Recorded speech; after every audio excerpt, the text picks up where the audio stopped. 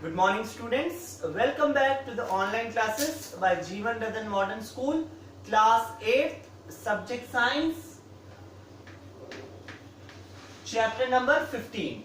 Today we will continue our chapter number 15, some natural phenomena. आज हम लोग chapter number 15 continue करेंगे. So अभी इस chapter में पढ़ेंगे transfer of charge. हमने last क्लास में पढ़ा था चार्जेस के बारे में. Positive charge, negative charge. Ebonite rod पे हम लोग कैट की स्किन पे रब करते हैं, ग्लास रोड को हम सिल्क पे रब करते हैं. जब पॉजिटिव होते हैं वो दूर रेपल हो जाते हैं, और पॉजिटिव नेगेटिव होते हैं जब वो अट्रैक्ट हो जाते हैं. तो ये हमने लास्ट क्लास में पढ़ा था. अभी हम पढ़ेंगे ट्रांसफर ऑफ चार्ज. देखो, एक इलेक्ट्रोस्कोप होता है, एक डिवाइस होता है, ठीक है ना. वो क्या करता है, इलेक्ट्रिक चार्ज की प्रेजेंस को डिटेक्ट करता है, बताता है इलेक्ट्रिक चार्ज के बारे में. And to find the nature and quantity of charge. A gold leaf electroscope, gold leaf जो सोने की लीफ होती है, उससे वो इलेक्ट्रोस्कोप बनाया जाता है, जिसके अंदर 2 thin leaves of gold, पतली पतली 2 गोल्ड की लीव्स होती है. माउंटेन इन अ बॉटल के अंदर उसको रखते हैं, attach to the other end of metal rod. उसको दूसरा उसका जो एंड है उसको मेटल रोड से जोड़ के रखते हैं.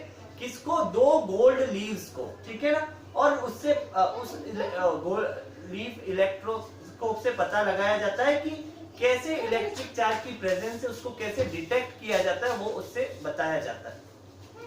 ओके, थोड़ा सा हम क्लाउड्स के बारे में आते हैं.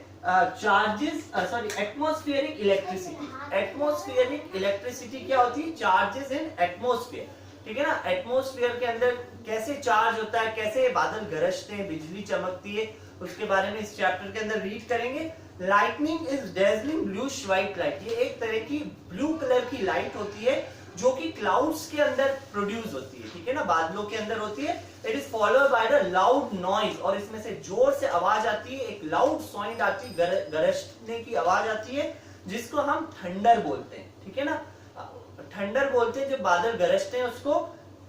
1752, ठीक है ना, 1752 तक किसी को ये नहीं पता था कि लाइटनिंग, बिजली कैसे चमकती है, क्या होता है. मगर उसके बाद में बेंजामिन फ्रैंकलिन थे, जो बहुत बड़े एक साइंटिस्ट थे, जो कि ब्रिलियंट, उन्होंने एक एक्सपेरिमेंट किया और उन्होंने ये प्रूव किया कि जो क्लाउड्स होते हैं उसके अंदर इलेक्ट्रिक चार्जेस होते हैं, स्टैटिक इलेक्ट्रिक चार्जेस होते हैं, और उससे थंडर होती है.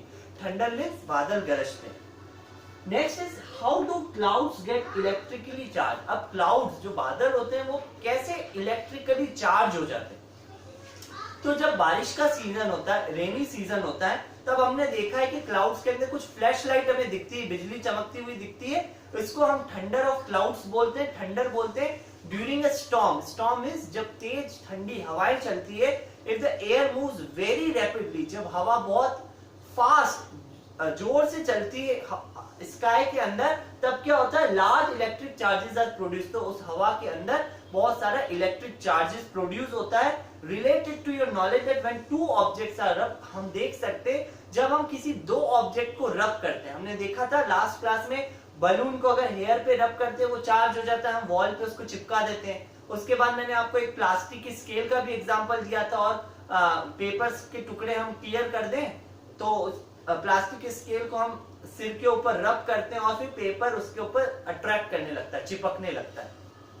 तो वैसी कोई 2 चीज होती है, वो रब होती है, तो वो इलेक्ट्रिकली चार्ज हो जाती है, ठीक है ना. उनके बीच में फ्रिक्शन होता है. वैसे ही क्या होता है, क्लाउड्स, हवा जब स्टॉर्म जोर से चलती है तो क्या होता है, हवा जब जोर से चलती है तो हवा क्लाउड से टकराती है, तब हवा से क्लाउड्स चार्ज हो जाते हैं.